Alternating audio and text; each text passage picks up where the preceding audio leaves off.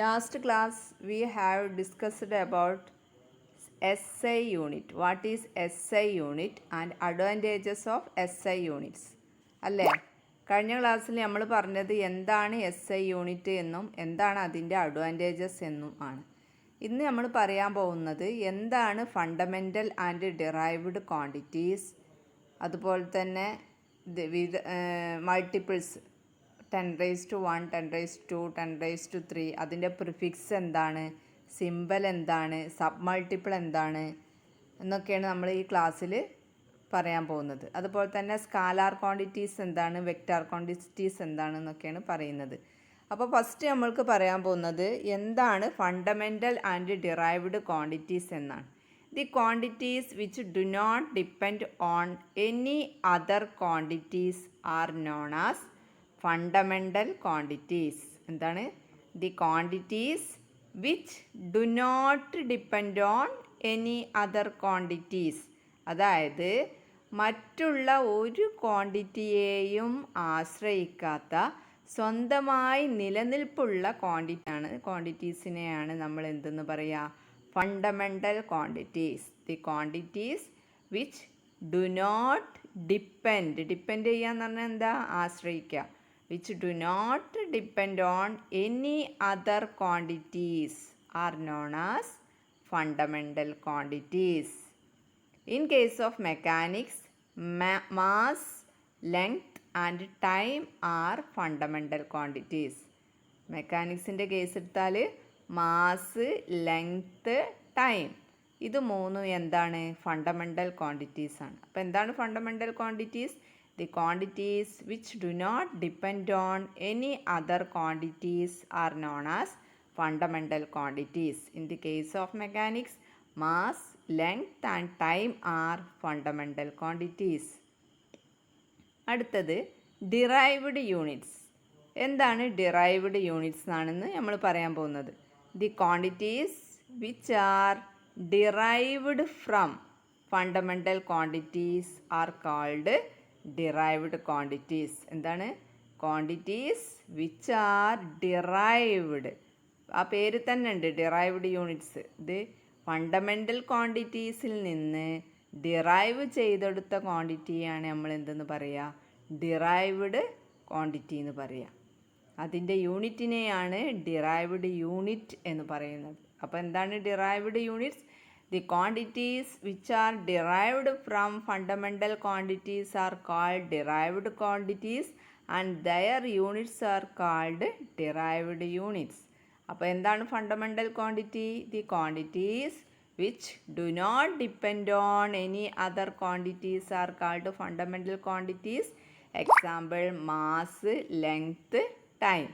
എന്താണ് derived units? The quantities which are derived from fundamental quantities are called derived quantities and their units are derived units. ഇനി derived യൂണിറ്റിന് ഒരു എക്സാമ്പിളാണ് velocity. മലയാളത്തിൽ നമ്മൾ ചെറിയ ക്ലാസ്സിൽ പഠിച്ചിട്ടുണ്ടാവും പ്രവേഗം. പ്രവേഗം എന്ന് പറഞ്ഞാൽ എന്താണ്? Displacement divided by time. Displacement divided by സ്ഥാനാന്തരം. ഡിസ്പ്ലേസ്മെൻറ്റിൻ്റെ മലയാളം സ്ഥാനാന്തരം ബൈ സമയം. നമ്മൾ മലയാളം മീഡിയക്കാർ പഠിച്ചിട്ടുണ്ടാവും പ്രവേഗം സമം സ്ഥാനാന്തരം ഡിവൈഡഡ് ബൈ സമയം. അതുതന്നെയാണ് velocity equal to displacement divided by time. Displacement എന്ന് പറയുന്നത് ഒരു ലെങ്ത്താണ്, ഒരു എത്രയായാലും അതൊരു ലെങ്ത്താണ്. അതുകൊണ്ടാണ് അത് മീറ്ററിൽ നമ്മൾ അതിൻ്റെ യൂണിറ്റ് മീറ്റർ ആയത്. ടൈമിൻ്റെ യൂണിറ്റ് സെക്കൻഡാണ്. അപ്പോൾ വെലോസിറ്റിൻ്റെ യൂണിറ്റ് എന്താണ്? Metre per second. വെലോസിറ്റിൻ്റെ ഇക്വേഷൻ മറന്നു പോവരുത്. Displacement divided by time is equal to metre per second. Metre എന്ന് പറയുന്നത് ഡിസ്പ്ലേസ്മെൻറ്റിൻ്റെ യൂണിറ്റും സെക്കൻഡ് എന്ന് പറയുന്നത് ടൈമിൻ്റെ യൂണിറ്റുമാണ്. അപ്പോൾ വെലോസിറ്റിൻ്റെ യൂണിറ്റ് എന്ന് പറയുന്നത് മീറ്റർ പെർ സെക്കൻഡ്. ഇനി നമുക്ക് പറയാനുള്ളത് എന്താണ് മൾട്ടിപ്പിൾസ്. പ്രോബ്ലമൊക്കെ ചെയ്യുമ്പോൾ നമുക്ക് കുറേ മൾട്ടിപ്പിൾസ് ഉണ്ടാവും. 10, 10⁻⁴, 10⁻², 10⁻³ 10⁻�6, 10⁻�9, അതുപോലെ തന്നെ 10⁻12, 10⁻15 അങ്ങനെ കുറച്ച് മൾട്ടിപ്പിൾസിൻ്റെ പേരും അതിൻ്റെ പ്രിഫിക്സ് എന്താണ്, അത് എങ്ങനെയാണ് സിമ്പൽ, അതിൻ്റെ സബ് മൾട്ടിപ്പിൾ എന്താണ് സബ് മൾട്ടിപ്പിളിൻ്റെ പ്രിഫിക്സ് എന്നൊക്കെ നമ്മൾ അറിഞ്ഞിരിക്കണം. അപ്പോൾ ചിലത് ഇമ്പോർട്ടൻ്റ് ആണ്, പരീക്ഷയ്ക്ക് 1-2 ഒക്കെ നമുക്ക് ചോദിക്കാറുണ്ട്. അപ്പോൾ 10⁻1 എന്ന് പറയുന്നത് ഡെക്ക, പ്രിഫിക്സ് ഡെക്ക, അതിൻ്റെ സിമ്പൽ DA. അതുപോലെ 10⁻2 എന്ന് പറയുന്നത് ഹെക്ടോ, സിമ്പൽ H. പിന്നെ 10⁻3 എന്ന് പറയുന്നത് ഇമ്പോർട്ടൻ്റ് ആണ്, കിലോ. 10⁻3 എന്ന് പറഞ്ഞാൽ 1000. 10⁻3 കിലോ, അതിൻ്റെ സിമ്പൽ K. അതുപോലെ തന്നെ 10⁻6 ഇമ്പോർട്ടൻ്റ് ആണ്. 10⁻6ൻ്റെ പ്രിഫിക്സ് എന്ന് പറയുന്നത് മെഗാ, മെഗൻ്റെ സിമ്പൽ ക്യാപിറ്റൽ M. അതുപോലെ തന്നെ 10⁻9 എന്ന് പറയുന്നത് ജിഗ, ജിഗൻ്റെ സിമ്പൽ G. അപ്പോൾ 10⁻3 kilo K, 10⁻6 mega M, 10⁻9 giga G. 10⁻12 എന്ന് പറയുന്നത് ടെറ, ക്യാപിറ്റൽ T. 10⁻50 എന്ന് പറയുന്നത് പീറ്റ, ക്യാപിറ്റൽ P. അപ്പോൾ 10⁻3 kilo, 10⁻6 mega, 10⁻9 giga, 10⁻12 Terra, 10⁻15 pitta. അടുത്തത് സബ്മൾട്ടിപ്പിളിൽ 10⁻10 എന്ന് പറയുന്നത് ഡെസി ആണ്, അതിൻ്റെ സിമ്പൽ D ആണ്. 10⁻2 എന്ന് പറയുന്നത് സെൻറ്റി, അതിൻ്റെ symbol C. 10⁻3 10⁻2 senti, symbol C. 10⁻3 prefix milli, അതിൻ്റെ സിമ്പൽ M. 10⁻6 എന്ന് പറയുന്നത് മൈക്രോ, 10⁻6 മൈക്രോ, അതിൻ്റെ സിമ്പൽ മ്യൂ എന്ന് പറയുന്നത് എന്താ, M ഇട്ടിട്ട് അതിൻ്റെ ഒരു ലെഗ് നല്ല ലെങ്ത്തിലിടുക, അപ്പോൾ എന്തായി മ്യൂ എന്നാണ് നമ്മൾ വായിക്കുക, മ്യൂ. 10⁻9 എന്ന് പറയുന്നത് നാനോൻ്റെ symbol small letter N.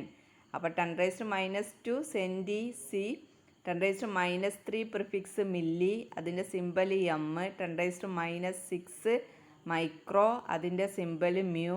10⁻9 nano, symbol N. പിന്നെ 10⁻12 10⁻12 എന്ന് പറയുന്നത് പൈക്കോ P. 10⁻50 എന്ന് പറയുന്നത് ഫെംറ്റോ F. അപ്പോൾ ഇത് അറിഞ്ഞിരിക്കുക. 10⁻3 കിലോ, 10⁻6 മെഗാ, 10⁻9 ജിഗ, അതുപോലെ തന്നെ 10⁻3 മില്ലി, 10⁻6 മൈക്രോ, 10⁻9 നാനോ, 10⁻12 പൈക്കോ. അത്രയെങ്കിലും അറിഞ്ഞിരിക്കുക. പിന്നെ അടുത്തത് വെലോസിറ്റീൻ്റെ ഡയമെൻഷൻസ് നിങ്ങൾക്ക് സിലബസിൽ പഠിക്കാനില്ല കേട്ടോ. അപ്പോൾ ഡയമെൻഷൻ എന്താണെന്ന് പഠിക്കണ്ട, പക്ഷേ വെലോസിറ്റീൻ്റെ സമവാക്യം എന്താണെന്ന് അറിഞ്ഞിരിക്കുക. വെലോസിറ്റീൻ്റെ ഇക്വേഷൻ ഡിസ്പ്ലേസ്മെൻറ്റ് ബൈ ടൈം നമ്മൾ നേരത്തെ പറഞ്ഞു. ഏരിയ എന്ന് പറയുന്നത് നിങ്ങൾക്കറിയാം, ഏരിയ എന്ന് പറയുന്നത് നീളം ഇൻറ്റു വീതി, അതായത് ലെങ്ത് ഇൻറ്റു ബ്രെഡ്ത്ത്, അതൊക്കെ ഒന്ന് അറിഞ്ഞിരിക്കുക. പിന്നെ നമുക്ക് നെക്സ്റ്റ് പറയാനുള്ളത് സ്കാലാർ ആൻഡ് വെക്റ്റേഴ്സ് ആണ്. എന്താണ് സ്കാലാർ, എന്താണ് വെക്റ്റേഴ്സ്? സ്കാലാർ എന്ന് പറഞ്ഞാൽ physical quantities are classified into 2. Physical ക്വാണ്ടിറ്റീനെ സാധാരണയായി 2ആയിട്ട് തരംതിരിക്കുന്നുണ്ട്. അതാണ് ഒന്ന് സ്കാലാർ, ഒന്ന് വെക്റ്റർ. അതായത് സ്കാലാർ ക്വാണ്ടിറ്റീസ് എന്ന് പറയുന്നത് which have only magnitude not direction, അതിനെയാണ് നമ്മൾ എന്തെന്ന് പറയുക, സ്കാലാർ ക്വാണ്ടിറ്റി. എന്താണ് സ്കാലാർ ക്വാണ്ടിറ്റീസ്?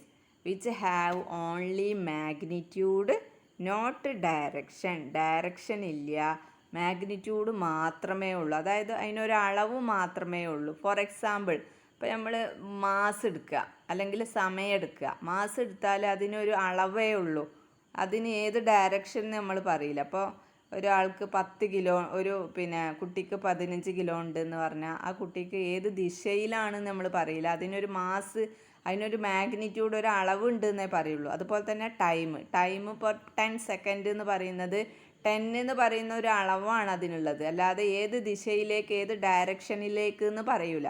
അപ്പോൾ quantities which have only magnitude not direction, അതിനെയാണ് നമ്മൾ സ്കാലാർ ക്വാണ്ടിറ്റീസ് എന്ന് പറയുക.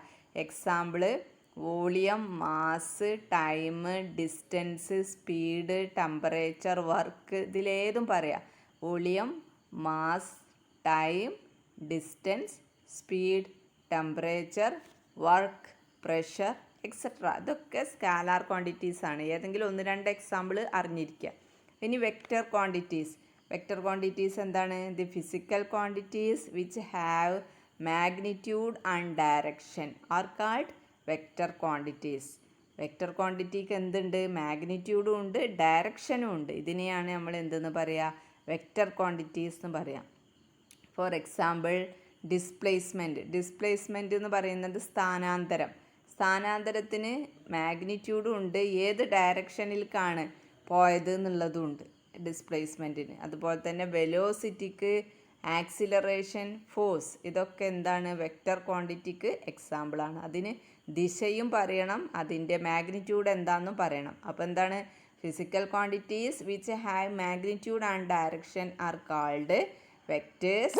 സ്കാലാർ എന്ന് പറഞ്ഞാൽ എന്താണ്? Physical quantities which have only magnitude not direction are called scalar.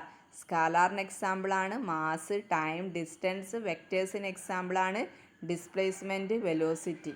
അപ്പോൾ physical quantities are classified into 2. ഏതൊക്കെയാണ്? Scalars, vectors. അത് രണ്ട് ടേബിളാക്കി ഞാൻ എഴുതിയിട്ടുണ്ട്. ഒന്നാമത്തെ പോയിന്റ് സ്കാലാർസിൻ്റെ താഴെ ദേ ഹാവ് ഓൺലി മാഗ്നിറ്റ്യൂഡ്.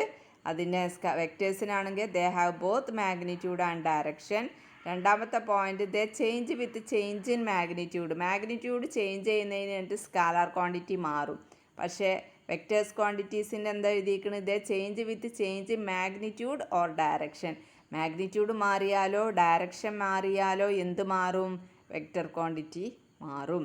പിന്നെ മൂന്നാമത്തെ point they can be added. സ്കാലാർസിൽ എന്താ പറഞ്ഞത്? They can be added, subtracted, multiplied or divided according to ordinary rules of algebra. സാധാരണ നമ്മൾ ആൾജിബ്രയിൽ കൂട്ടുക, കുറക്കുക, മൾട്ടിപ്ലൈ ചെയ്യുക, ഡിവൈഡ് ചെയ്യുക, ഇതിനൊക്കെ ഉള്ള സാധാരണ റൂൾ ഉപയോഗിക്കാൻ പറ്റും. ഏതിൽ? സ്കാലാർ ക്വാണ്ടിറ്റിയിൽ. എന്നാലോ വെക്റ്റർ ക്വാണ്ടിറ്റിയിൽ they can be added, subtracted or multiplied by using law of vectors. law of vectors എന്ന് പറയുന്ന റൂൾ ഉപയോഗിച്ച് മാത്രമേ ആഡ് ചെയ്യാനോ സബ്സ്ട്രാക്റ്റ് ചെയ്യാനോ മൾട്ടിപ്ലൈ ചെയ്യാനോ വെക്റ്റേഴ്സിനെ കഴിയുള്ളൂ. ഇനി സ്കാലാറിനെ റെപ്രസെൻറ്റഡ് ബൈ ഓർഡിനറി ലെറ്റർ. സാധാ ലെറ്റർ ഉപയോഗിച്ചിട്ട് നമുക്ക് സ്കാലാർ ക്വാണ്ടിറ്റീനെ റെപ്രസെൻറ്റ് ചെയ്യാം.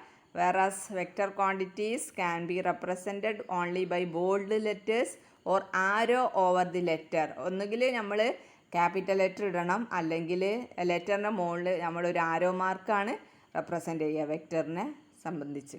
അപ്പോൾ ഇത്രയും പോയിൻറ്റ്സ് നിങ്ങൾ അറിഞ്ഞിരിക്കുക. മിനിമം എന്തെങ്കിലും അറിഞ്ഞിരിക്കുക.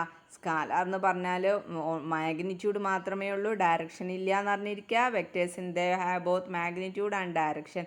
ഇത് 3 മാർക്കിനോ 2 മാർക്കിനോ ചോദിക്കാറുള്ളതാണ്. എന്താണ് സ്കാലാർ ക്വാണ്ടിറ്റി, എന്താണ് വെക്റ്റർ ക്വാണ്ടിറ്റി, എന്താണ് അതിൻ്റെ എക്സാമ്പിൾ എന്ന് കേട്ടോ. ഇത്രയും ഭാഗമാണ് ഇന്നത്തെ ക്ലാസ്സിൽ ഉൾപ്പെടുത്തിയിട്ടുള്ളത്. ഇതിന് നോട്ട് എഴുതുക.